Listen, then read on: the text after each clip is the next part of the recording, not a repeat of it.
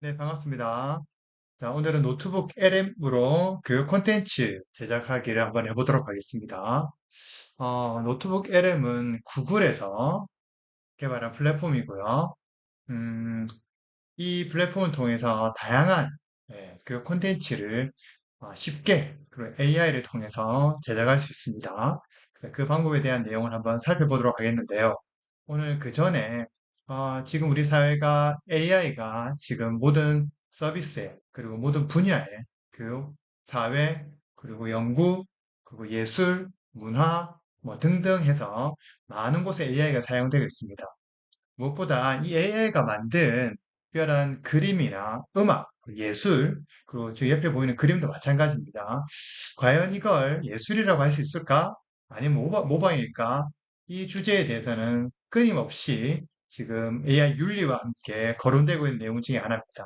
그래서 읽어보시면 인공지능이 그림을 그리고 음악을 만드는 시대, 우리는 창의성의 새로운 정의를 마주하고 있습니다. 과연 기계가 만든 작품도 진정한 예술이 될 수 있을까요? 라는 질문을 던지면서 우리 AI와 창의성에 대한 내용을 잠시 살펴본 다음에 거기서 이제 만들어지는 특히 교육 콘텐츠를 만들 때에도 과연 이게 교수자의 것인가 아니면 AI의 것인가 고민해 볼 수 있는 시간이 될 것 같습니다. 자, 미국 미술대회에서 일어난 놀라운 일입니다. 몇 년 전에 미국의 한 미술대회에서 충격적인 일이 일어났죠. AI가 만든 그림이 1등을 차지했습니다. 오른쪽에 보시는 그림 보이시죠? 이 그림입니다. 심사위원들은 처음에 이제 디지털 아티스트, 그러니까 컴퓨터로 그리는 거죠. 컴퓨터로 다양한 팔레트를 이용하고 컬러를 이용하고 그림 도구들 있지 않습니까? 대표적으로 뭐 어도비에서 나오는 포토샵이라든가 아니면 일러스트, 그 외에 여러 가지가 있겠죠. 자, 그런 걸로 그린 줄 알았는데 알고 보니 인공지능 작품이었습니다. 인공지능 작품은 어떻게 만드나요? 그렇죠. 모니터 안에 있는 팔레트와 붓으로 그리는 게, 브러쉬로 그리는 것이 아니고, 뭐죠? 그렇죠. 프롬프트. 글을 써서. 내가 이렇게 이런 식으로 표현해줘. 이런 식으로 그려줘. 배경은 이렇게 하고, 컬러는 이렇게 하고, 프롬프트, 입력문을 통해서 만드는 게 AI를 통한 그림이. 그래서 이게 AI 그린 그림이 1등을 했습니다. 자, 이런 거 보면서 논란이 많았죠. 이거는 예술작품이 아니다. 따라서 창의성이라고 볼 수 없다. 라는 내용이 많았습니다. 자, 이제 AI는 그림뿐만이 아니고요. 음악, 시, 소설까지 창작하고 있습니다. 맞죠? 음악은 수노라는 프로그램도 있고, 시나 소설은 일반적인 우리 텍스트 기반 AI, 대표적으로 챗GPT나 제미나이, 그다음 클로드 등등 해서 거기서 얼마든지 시나 소설 같은 텍스트 기반으로 잘 만들어주고 있습니다. 미술 같은 경우는 미드전이라고 하는 그리고 달리 등등의 AI 이미지 기반 AI들이 많이 있습니다. 자, 과연 AI가 만든 작품도 창작이라고 할 수 있을까요? 네. 창의성이 뭐냐라는 질문을 먼저 하면 좋을 것 같습니다. 맞죠? 창의성이란 무엇일까? 당연히 새로운 거죠. 새롭다고만 되는 것이 아닙니다. 거기에 뭐가 있어야 되죠? 가치가 있어야 됩니다. 가치가 뭔가요? 사람들에게 의미 있는 영향을 줘야 해요. 그 의미는 사람마다 다 다르겠지만 어떤 것은 아주 익숙한데도 가치가 있게 느껴질 수도 있고 아니면 아주 새로운 것 때문에 가치를 느낄 수도 있습니다. 가족에 대한 것, 인류에 대한 것, 종교에 대한 것, 그리고 공사에 대한 것, 다양한 것에 대한 가치를 줄 수 있겠죠. 그리고 거기에 뭐가 담겨야 합니까? 감정이 담깁니다. 어떤 감정요? 감동이 있습니다. 기쁨이 있습니다. 희락이 있습니다. 그에 대해서 슬픔도 있고 놀라움도 가질 수 있습니다. 그게 뭐야? 인간이 가지고 있는 겁니다. 인간의 경험과 상상력이 담겨 있는 표현을 감정이라고 합니다. 창의성이 이렇습니다. 늘 새롭다고만 되는 게 아니에요. 이제는 없었다고 다 창의성이 아니라 거기에 뭐 가치와 그런 감정이 담겨 있다는 거죠. 그래서 예술가가 그린 그림을 그릴 때는 단순히 기술적으로 컬러를 채우고 그다음에 구도에 맞춰서 그냥 기계적으로 그린 것이 아니고 거기 뭐가 담겨야 된다? 그렇죠. 그 장작자의 삶과 그리고 감정, 그다음에 그 사람의 가치 이런 내용들이 작품에 담기는 겁니다. 자, 그렇다면 이제 질문을 던지는 거죠. 과연 AI도 그런 걸 가지고 있느냐? 맞죠? 그런 질문을 던질 수 있다는 거죠. 자, 그래서 AI의 창작 능력과 한계는 어디 있을 수 있다? 이야기할 수 있겠죠. 그림 장작 같은 경우는 달리나 미드저니가 있습니다. 앞서 그 미술 대회에서 1등한 작품이 미드저니로 그렸습니다. 이 같은 프로그램은요, 텍스트만 입력하면 논란 시각 작품을 만들어냅니다. 맞죠? 음악은 수노 같은 AI 가사를 쳐주고 거기에 나는 펑키풍으로 막 기타가 들어가고 그리고 어떤 느낌, 푸르른 느낌에 그다음에 신나고 그다음 흥겨운 판타스틱한 미래지향적인 이런 키워드를 넣어주면 노래를 만들어주고 노래도 불러줍니다. 남자 목소리, 여자 목소리까지 선택해가면서 그 곡을 만들어주죠. 들어보면 놀랍습니다. 과연 이렇게 만들 수 있는가? 나는 이렇게 만들 수 있을까? 못하죠. 문학 작품도 마찬가지입니다. 뭐 챗GPT 같은 소설, 시, 대본 그냥 써나갑니다. 주제만 주고 그리고 누구 문체까지도 따라할 수도 있고요. 그리고 거기에 주인공이 대한 서사 그다음 내용들을 쓰면 작품을 분명히 만들어냅니다. 하지만 AI는 어떻습니까? 기존 데이터를 학습합니다.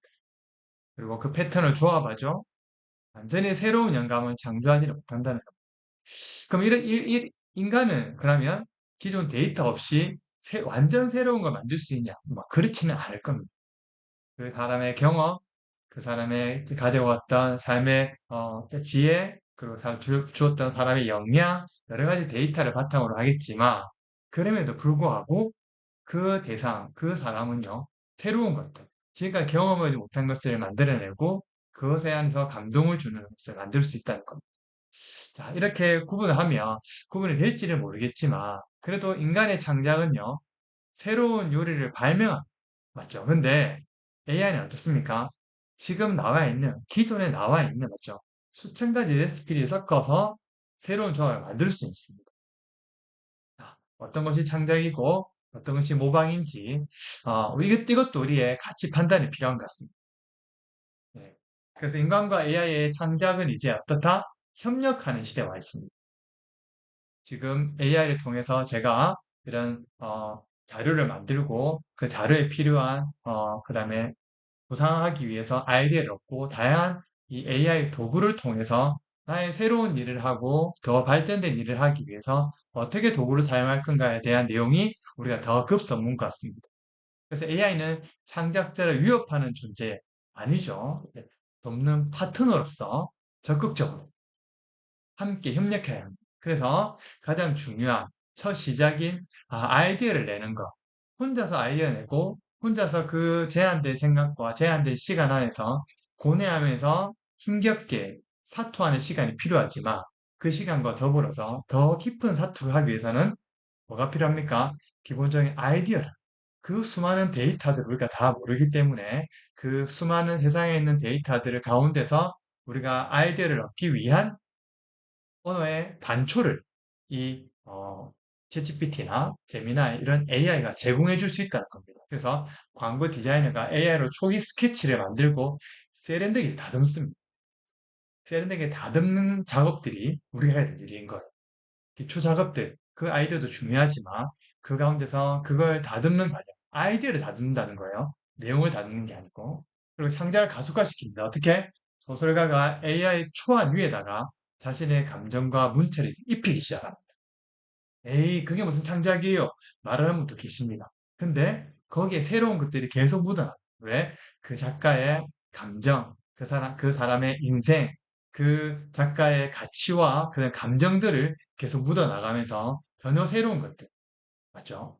그래서, 어떻게, 이 AI가 거기에 기본적인 아이디어를 제공해 준다는 거. 그럼 인간은 더 큰, 더 발전된, 그리고 더 놀라운 작품을 만들어낼 수 있는 기반을 이 AI가 도와주는 거죠. 그리고 새로운 가능성이 있습니다. 맞죠? 혼자서 시도하기 어려운 다양한 실험들을 빠르게 진행하고 그렇잖아요. 창작을 할 때 한 번 해보고 실패할 수도 있습니다. 근데 그런 것들을 어떻게 해요? AI가 계속 반복적으로 해줍니다. 맞죠? 그러면 이게 실패할 건지, 이게 성공할 건지에 대해서 기본적인, 모두는 아니지만, 해줄 수 있는 그런 시한 작업들을 이 AI가 해준다는 거죠.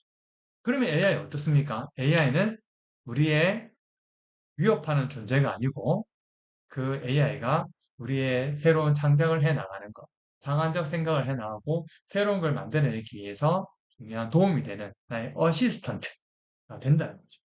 그래서 앞으로 AI와 인간이 만든 작품 아마 점점 더 많아질 겁니다. 논란이 있게 하지만 논란 속에서도 이 AI를 더 잘 이용하여서 자신의 생각, 자신이 갖고 있는 가치, 자기 감정들을 더 잘 뿜어내기 위해서 애쓰는 사람들이 있다. 예.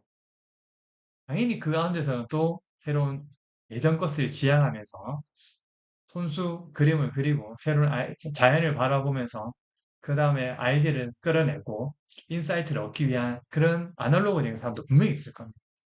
네. 함께 가는 거죠, 함께. 새로운 영역이 생겨나는 거. 그래서 AI는 창작의 파트너로서 상상력을 확장시킬 수 있는 좋은 뭐다? 도구입니다, 도구. AI가 했다고 그게 전부라고 되는 거죠. 제가 이런 작업을 하는 것도 AI의 도움을 받아서 그림도 그리고, 그 다음에 이런, 레이아웃도 잡고 하지만 이 내용들은 어떻게 해야 합니까? 이건 제가 짜야 돼요, 제가. 아이디어를 줬을 때도 이게 맞는지 안 했는지 점검해야 합니다. 그래서 이게 좋은 도구로 사용하는 거지. 이걸 믿고 이것만 전부다라고 하면 안 되는 거예요.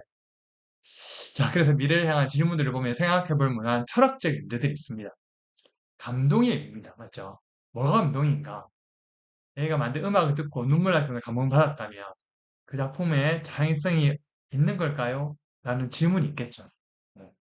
근데 음악을 들어보시면 다양한 음악 프로그램도 있고 그 음악을 부르는 사람의 삶의 스토리도 있고 내용만 봤을 때는 감동적일지 모르겠는데 그 내용과 함께 그 가수와 그 노래에 둘러싼 이야기들이 사람을 더 감동시킵니다. 그 동의하시죠? 예. 그렇다면 감동의 의미는 뭔가 고민해 볼 수 있습니다. 자, 이건 창작에 대한 내용이었고 저작권 문제입니다. AI가 그린 그림이 상을 받았다면 저작권은 개발자에게있나요? 사용자에게는 끊임없는 논란이 되고 있죠. 지금 제가 여러 가지 AI를 통해서 그림도 만들고, 그 다음에, 그림 만들어서 이렇게 채우는 것도 있고, 음악도 만드는 경우도 있을 거고, 배경음악 만든다고 순으로 쓰는 경우도 있거든요. 그러면 이게 만일에 상을 받거나 아니면 맞죠? 어디에 등록했는데, 이 그림 우리 미드전에서 만든 거야. 이 그림 그 음악 순에서 만든 거야. 근데 그 회사에서 만일에 저작권에 대해서 우리 거야라고 주장할 때, 과연 이거는 누구에게 있는 것인가? 이야기 올 수 있겠죠. 다음 미래의 역할입니다. 예술가는 AI와 경쟁해야 할까 아니면 협력해야 더 큰 창의성을 만들어 가야 할까? 이거는 개인적 가치에 많이 달린 것 같습니다. 앞서 말씀드린 대로 끝까지 2D를 지향하는 일본 애니메이션 같은 경우, 일본 만화 같은 경우도 아니고 더 미래지향적인 헐리우드의 픽사 같은 영화사도 있고 이 가치관이 다를 수 있습니다. 뭐가 맞다, 뭐가 틀리다 할 수 없지만은 과연 이 시대에 AI가 이제 어떻게 우리 예술가들에게 경쟁의 대상인지 협력의 대상인지 고민해 볼 수 있을 것 같습니다. 그래서 AI는 끝없는 색연필을 가진 친구입니다. 하지만 그 색연필로 어떤 그림을 그릴지는 결국 인간에게 달려 있습니다. 앞서 말씀드린 도구입니다. 도구. 도구에 잠식되면 안 됩니다. 그래서 이런 문제들이 아니면 답이 없어요, 솔직히. 그래서 우리 시대에 이제 AI가 막 확산되는 시대에 지금 살고 있습니다. 이런 고민들을 가지고 AI를 도구로서 주인된 인간으로서 그 도구를 잘 사용하는 우리가 되면 좋겠다는 생각이 듭니다. 자, 오늘 사용할 도구는 디지털 LM이라고 하는 구글의 혁신적인 AI 서비스입니다. 왜 노트북 LM을 이렇게 소개하게 하냐면요. 교육 콘텐츠를 만들음에 있어서 어, 이건 정말 학생들에게 교수자보다 교수자가 수업에 학생들을 만나고 학생들의 교육에 대한 다양한 교육 매체를 제공할 때, 그리고 교육 매체를 잘 활용하기 위해서 준비하는 과정 가운데서도 가장 많이 쓸 수 있습니다. 그 특징이 왜 그런지에 대해서는 그 특징에 대해서 한번 내용을 먼저 설명을 드리고 몇 가지 도구를 사용해 보면 좋겠습니다. 한번 보겠습니다. 기존 AI와는 약간 차별성이 있습니다. 뭐냐면, 예를 들어서 챗GPT와 노트북 LM의 특징을 한번, 차이를 한번 보게 되면, 먼저 챗GPT는요, 전체 인터넷 데이터를 학습합니다. 무슨 말이에요? 챗GPT가 접근할 수 있는 공개된 데이터들은요, 웹상에 있는 거를 웬만하면 다 긁어 모으도록 합니다. 그 클라우드 상에서 딥러닝 학습을 시키죠. 근데 노트북 LM 같은 경우는 그 데이터를 제한합니다. 누가 제한하나요? 맞습니다. 사용자 우리가 제한. 나는 이 데이터, 이 데이터, 이 데이터, 10개의 데이터 이 안에서만 학습을 해줘. 그리고 내가 원하는 프롬프트를 통해서 내가 원하는 결과를 나에게 도출해줘. 라는 겁니다. 그 차이를 아시겠죠? 그래서 인터넷 전체에 있는 내용은 모든 것이 다 명확하다고 할 수 없습니다. 정확하다고 할 수 없죠. 근데 내가 만들어 놓은 혹은 내가 취사 선택한 데이터 안에서 그걸 찾게 되면 어때요? 좀 더 정보가 정확하고 명확하고 그다음에 확실한 데이터를 결과를 얻을 수 있게 된다는 것. 이게 가장 큰 차이입니다. 그리고 광범위한 일반적인 지식에 많이 있습니다. 맞죠? 과연 광범위한 일반적인 지식. 근데 특정 도메인에 집중하기 때문에 그 특정 도메인 안에서 찾는 것이 노트북 LM의 특징입니다. 범위가 좁다는 게 아시겠죠? 범위는 좁고 명확성은 더, 신뢰성은 더 높아지고. 그래서 환강현상 가능성이 많습니다. 챗GPT 같은 경우는. 왜냐하면 챗GPT는 자기가 더 많이 알고 있다는 것을 많이 과시하고 싶어. 그래서 챗GPT 같은 경우는요, 아이디어와 새로운 초안 구상할 때 아주 도움이 됩니다. 이런 생각부터 할 수 있어? 그렇잖아. 지금 없던 것들을 이렇게 조합해서 새로운 것들을 잘 만들어내는 것이 챗GPT의 특징입니다. 그렇다고 명확성과 정확성이 떨어지냐? 그렇지는 않습니다. 네, 그런 것도 있지만 새로운 아이디어를 내는 데는 챗GPT가 도움 많이 줍니다. 근데 노트북 LM 같은 경우는요, 정확성, 명확성, 높은 신뢰도 있는 답변을 잘 낸다는 거예요. 왜? 정보가 제한되어 있고 그 정보 안에서 출처를 정확히 밝혀서 그 내용을 우리에게 도출시켜 주기 때문에 그렇습니다. 그래서 챗GPT 같은 경우는 출처가 불명할 때가 좀 있습니다. 간혹 논문을 찾고 논문을 기재하고 이론적 배경에 대해서 적고 그 출처가 어딘지 출처를 레퍼런스를 밝히고 있는데 그 레퍼런스를 따라서 한번 그 논문을 직접 찾으려고 하면 그 데이터를 찾으려고 하면 없는 경우가 있어요. 이 뭐야? 이거 이제 그러면 이제 당황스럽죠. 그런데 노트북 LM 어떻습니까? 제한된 데이터에서 뽑잖아요. 그러면 이 출처가 더 정확하게 찾아갈 수 있습니다. 작게는 50개, 50개, 많게는 300개 정도의 데이터를 소스로 사용할 수 있거든요. 그 소스 안에서 내가 원하는 답을, 내가 원하는 아이디어를, 내가 원하는 어떤 형식의 그 답안들을 볼 수 있게 된다는 겁니다. 그럼 이해하셨죠? 그래서 노트북 LM의 가장 중요한 특징은 사용자가 제공한 자료에서만 기반하여 작동함으로써 정보의 신뢰성과 학습 효율을 극대화하는 데 있습니다. 그래서 이는 교육 분야에서 가장 중요한 의미를 있습니다. 맞죠? 있는 데이터에서 모든 도출해낸다. 그거 꼭 명심해 주시기 바랍니다. 그래서 구글 노트북 LM의 핵심 특징이 세 가지가 있습니다. 아까 말씀드린 정보 출처가 제한되어 있고요. 다음에 환강 형상을 감소시킵니다. 당연히 그렇겠죠. 두 번째는 다각적인 학습 및 문서 자동화가 이루어집니다. 그래서 무슨 말이냐면 다양한 교육 콘텐츠를 제공해 준다는 겁니다. 내가 배우고 그다음에 학습하고 그리고 학습한 내용을 계속 반복할 수 있는 습할 수 있는 다양한 장치들을 구조화시켜주고 다양한 다각화시켜주는 역할을 이 노트북 LM이 있다. 그리고 구글 서비스와 연동이 됩니다. 이 노트북 LM이 구글 거라서 그렇습니다. 그래서 제미나이, 그다음에 구글 워크스페이스, 그리고 노트북 LM까지 이게 서로 연동이 되어서 어느 곳에서나 그리고 언제든지 그리고 어떤 디바이스에 있든 간에 싱크가 되어서 이 서비스를 제공받을 수 있도록 해주고 있습니다. 그리고 오프라인 접근성까지 만들어서 그걸 다운로드 받으면 예를 들어서 유튜브에 있는 자료를 구글 거죠. 유튜브에 있는 자료를 노트북 LM으로 가져와서 그 내용을 청각 자료, 팟캐스트 같은 음성 자료로 다운받을 수 있습니다. 그러면 음성 자료로 받아서 그 다운을 휴대폰 디바이스에 받고 그 내용 어떻게 해요? 계속 들으면서 다닐 수 있다. 네.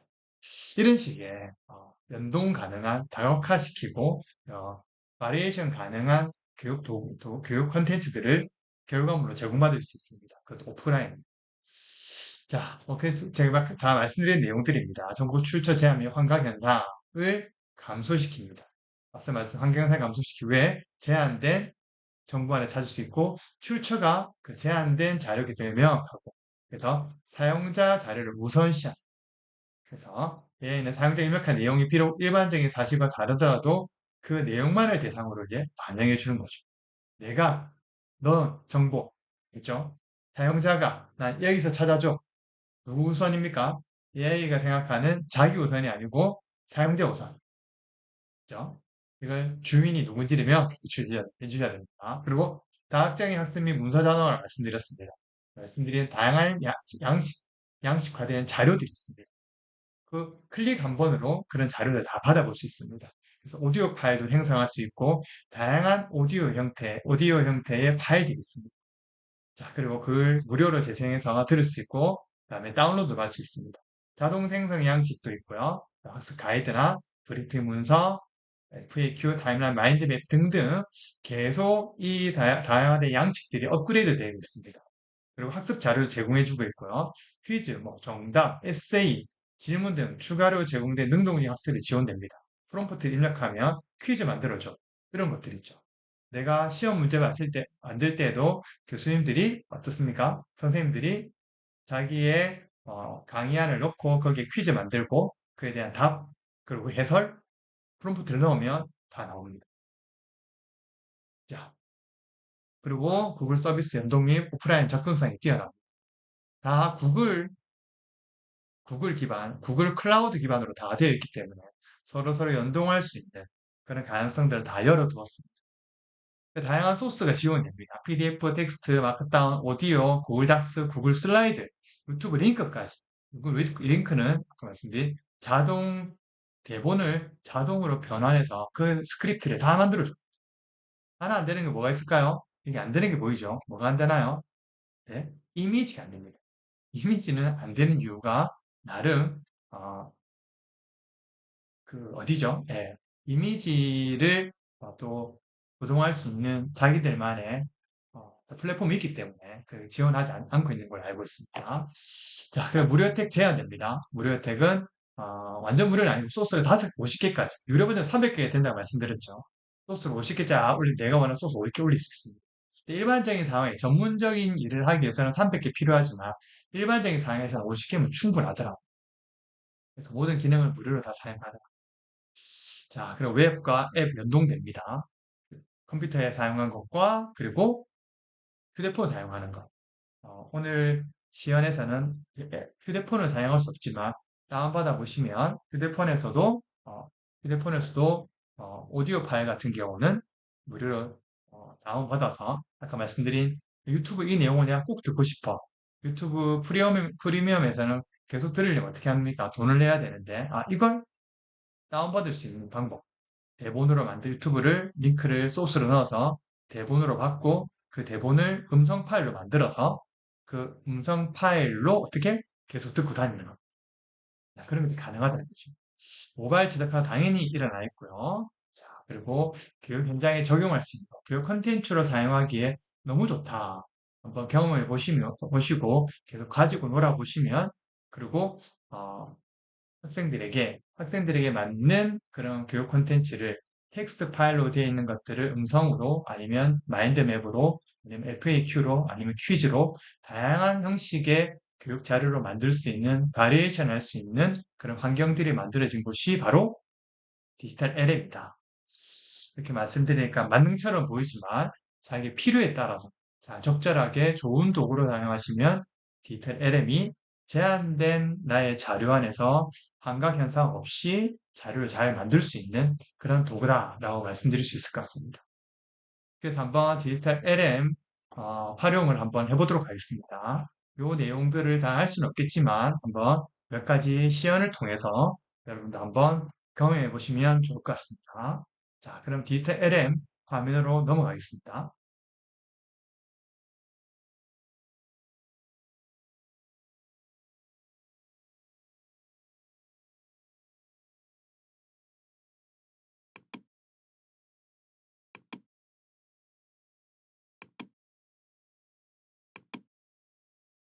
자, 구글 검색창에 디지털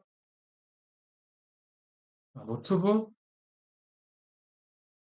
아, 구글 검색창에 노트북 LM을 칩니다. 그리고 제일 위에 노트북 LM 구글로 들어갑니다. 자, 노트북 LM 사용해 보기. 저는 지금 로그인이 돼 있어서 구글 로그인이 돼 있기 때문에 바로 들어가는데 구글 로그인으로 들어가시면 가장 좋습니다. 이유는 아시겠죠? 노트북 LM도 구글 거예요, 구글 거. 그래서 하나의 계정으로 다 연동해서 사용할 수 있기 때문에 그 점을 이해하시고 사용하시면 좋을 것 같습니다. 자, 보시면 내 노트북에서 다양한 노트북을 지금 만들었습니다. 그래서 개별적으로 내가 필요한 노트북, 그 소스에 필요한 내용을 받기 위해 그 하나의 주제에만 맞게 노트를 만드시면 됩니다. 자, 새 노트 만들기 한번 볼까요? 자, 이러면 어떤 창이 뜨냐면 소스 추가가 되어 있습니다. 말씀드렸듯이 챗GPT와 다른 게 노트북 LM은 제한된 자료 안에서 검색하고 결과를 도출한다 말씀드렸습니다. 그래서 그러면 제한된 자료를 누가 공급한다? 제가 공급해 줘야 됩니다. 그래서 소스 업로드라는 게 있습니다. 여기에 PDF, 텍스트 파일, 마크다운, 오디오 등등에서 오디오 파일까지, MP3 파일까지 여기서 소스 업로드 가능합니다. 자, 그리고 여기는 구글 워크스페이스 있죠? 구글 드라이브에 있는 구글 드라이브 뭐가 있습니까? 문서, 그다음에 그 스프레드시트, 엑셀 파일 같은 거, 스프레드시트, 그다음 구글 슬라이드, 프레젠테이션 슬라이드가 있죠. 그리고 비즈라고 하는 동영상인데 동영상은 제공되지 않습니다. 그렇죠? 거기 MP3가 있어 MP3 가능하고요. 네, 그다음에 설문 있는데 자 한번 열어보겠습니다. 여기에 내 드라이브에 있는 AI 내 숙제 좀 도와줘. 프롬프트에 대한 내용인데 한번 이 내용을 넣어보도록 하겠습니다. 자, 그리고 추가를 좀 더 하겠습니다. 지금 자료가 없는데 그러면 자료가 없을 때는 어떻게 할까요? 내가 소스 검색, 그죠? 소스 검색. 혹은 여기에 어, 탐색을 누르시면 이게 탐색했죠? 탐색. 그러면 내가 원하는 주제 AI와 프롬프트 아시죠?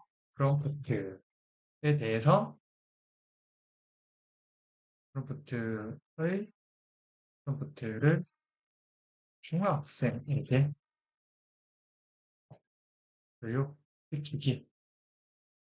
네, 단순하게 되겠습니다. AI와 프롬프트에 대한 내용을 중학생에게 강의하고 싶은 거예요. 자, 제출하겠습니다. 그러면 소스를 검색합니다. 웹에서 소스를 검색해. 자, 모든 소스를 검색하면 여기서 이 소스 중에서 한번 이 마크 보이시나요? 실제로 이 소스에 대한 레퍼런스입니다. 출처입니다. 출처. 한번 가보는 거예요. 그럼 어떻게 해요? 중학생을 위한 프롬프트 잘 작성하는 법, 과목별로. 이런 내용이 있었네. 이 내용 좋아. 하면 체크박스 하시면 돼요. 그리고 A와 함께 중학교다 토론 수업 프롬프트 작성법, 작성법 좋습니다. 그러면 초중고 250명. 자, 이런 식으로 해서, 네, 좋아. 이런 웹 있는 자료, 그리고 PDF 자료도 있네요. 경기도 교육청. 자, 이런 자료를 가져오게 합니다. 네. 이 소스가 50개까지, 여기에 소스 추가가 가능합니다. 유료로 사용하면 300개까지 가능하고요. 자,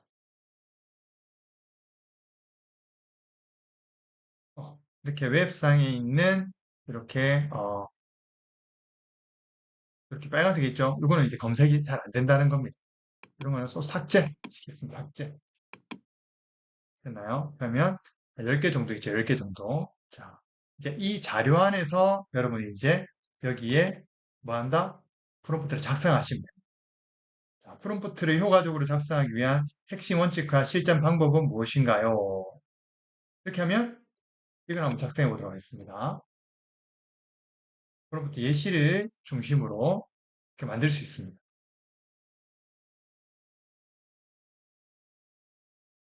자, 그러면 우리가 챗GPT나 제미나이에서 볼 수 있었던 그런 내용들인데, 자, 말씀드렸죠. 이 디지털 LM은 여기 있는 자료 2번, 3번, 자, 맞죠? 이런 출처를 명확히 해서, 내가 진짜 이게 내용이 있어? 조선시대 세종의 업적에 따라 5문제를 해결 알려줘. 라고 한 내용이 어디 있어? 찾아봤더니, 여기 있습니다. 이런 내용으로 여기 들어있는 거예요. 맞죠? 이 소스가 명확하다. 소스가 명확하면 이 내용도 명확하겠죠. 자, 이런 식으로 제한된 소스 안에서 내 자료 검색이 가능하다 말씀드리고요. 다음, 자, 제일 중요한 요걸 한번 보도록 하겠습니다. 오디오 오버뷰라고 되어 있습니다. 그냥 누르시면 되는데 누르기 전에 이 연필 모양 있죠? 여기 편집을 한번 해보도록 하겠습니다. 편집 어떻게 편집하느냐? 보세요. 형식. 오디오를 어떤 형식으로 내가 보내줄까요? 라고 물어보는 거예요. 심층 분석. 어떻게? 두 호스트가 생동감 있게 주고받는 대화용으로. 팟캐스트 아시죠? 팟캐스트로 서로 대화를 주고받으면서 한 사람은 해설하고 한 사람은 사회를 보고 둘이서 티키타카를 하면서 오디오를 만들어줍니다. 요약은 단순하게 짧게 핵심 아이디어만 가지고 얘기를 해주고요. 비평은 말씀드린 대로 그 내용에 대해서 아주 비평, 뭐가 옳고 뭐가 그런지에 대해서 잘 평가해서 만들어주는 겁니다. 토론은 이제 두어스트가 그 내용을 깊이 있게 주제를 가지고 소스와 관련된 다양한 관점들을 본인들이 뽑아서 이야기를 합니다. 자, 어떤 내용을 해볼까요? 자, 여기서 심층 분석을 한번 해보도록 하겠습니다. 길이는 좀 짧게 하고요. 한국어로 하고 다양한 언어로도 가능합니다. 다양한 언어. 한국어로 하고 시도해볼 만한 특성이 무엇인가 했을 때 중학생 상으로 청취자가 중학생 그리고 예시를 많이 들어서 이렇게 두 개를 넣도록 하겠습니다. 그럼 이렇게 생성하면 이제 생성이 되면서 여기에 생성 리스트가 나옵니다. 자, 그 외에도 동영상 기호라고 있습니다. 이 동영상은 사람이 나온 건 아닌데 어, PPT 자료처럼 슬라이드 쇼를 보여주면서 이 슬라이드 쇼에 맞춰서 설명을 해주는 내용이 있습니다. 이 모든 내용을 우리가 다 하기 힘드니까 자 삭제를 하고 이거 선택하면 됩니다. 어떤 소스를 하고 싶은지 소스 선택이 가능합니다. 자 그러면 오늘은 이 내용 괜찮은 것 같아. 어떤 내용? 여기에 중학생을 위한 프롬프트 잘 작성하는 거 과목별로 오케이. 이걸 동영상 계열로 좀 만들어줘 하면 아시겠죠? 네, 이 소스를 가지고 내용으로 동영상 계열을 만들어 나가는 겁니다. 볼까요? 클릭. 그냥 클릭하겠습니다. 이번에는. 그러면 동시 작업이 됩니다. 오디오와 동영상은 시간이 좀 걸립니다. 자, 근데, 과목별 활용법인데, 이 마인드맵이 있네요. 어, 좋아. 이 마인드맵을 한번 확인해 보도록 하겠습니다. 마인드맵은 빨리 해결이 됩니다. 자, 보겠습니다. 마인드맵을 클릭을 하면 이렇게 됩니다. 중학생을 위한 AI 프롬프트 작성법, 프롬프트 엔지니어링의 중요성, 기본적인 이론 내용이 나옵니다. 마인드맵입니다. 자, 그렇죠? 정의 AI는 똑똑한 질문하는 기술, 그다음에 결과 차이 예시, 프롬프트 엔지니어링 세 가지 핵심이 뭐냐? 자, 묻고 답하기, 그치 묻기, 단계별 묻기, 원하는 형식 말하기, 과목별 폰트 예시, 국어, 영어, 그다음에 과학, 이런 식으로 아주 구체적으로 프로 잘 쓰는 것 같습니다. 중학교 이 수준 10개 예문, 그 단원도 조금 좋겠죠. 예문도 각 단원별로 나오니까 단원별로 예문이 몇 개씩. 자, 프롬프트 작성 팁은 AI에게 역할 부여. 그렇죠. 중요하죠. 너 이제 영어 선생님이야. 너는 어느 학교 영어 선생님이야. 해도 괜찮습니다. 자, 원하는 정리 세 문장을 외워야 목록을 만들어줘. 자, 어때요? 자, 이런 식으로 정리를 해두면 내 자료를 넣고 이 마인드맵 만들어두면 원래 마인드맵 본인이 다 만들어야 되는데 이런 내용들을 정리해주면 공부하기 쉽겠죠? 선생님도 강의를 준비하고 수업을 준비할 때 엄청 도움이 될 겁니다.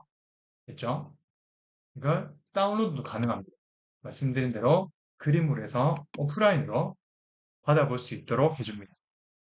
아, 근데 뽑을 때 잘 뽑으셔야 됩니다. 다운로드 하니까 하나 나왔습니다. 그러면 전체를 먼저 다 뽑아서 해야 되겠죠?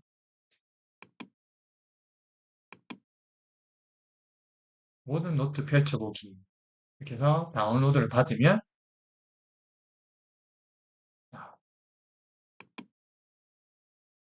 이렇게 한눈에 보는 단어 되고 이걸 프린트해서 혹은 패드에서 보면 되겠죠?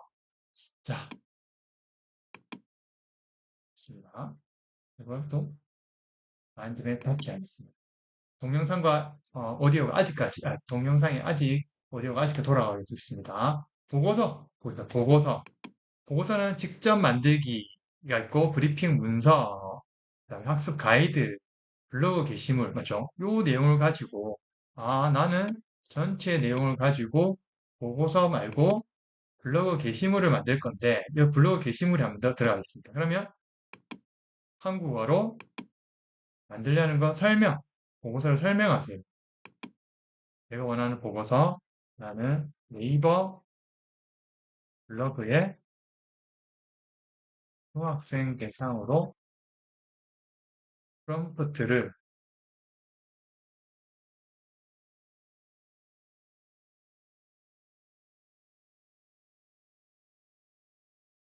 하는 방법을 사례를 통해 제시하고 싶어. 자, 이렇게 해서 한번 생성하도록 하겠습니다. 보고서인데, 뭐죠?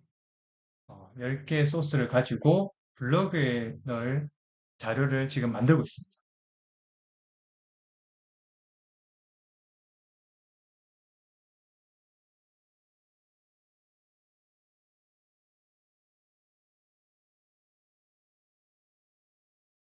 다음은 플래시카드입니다.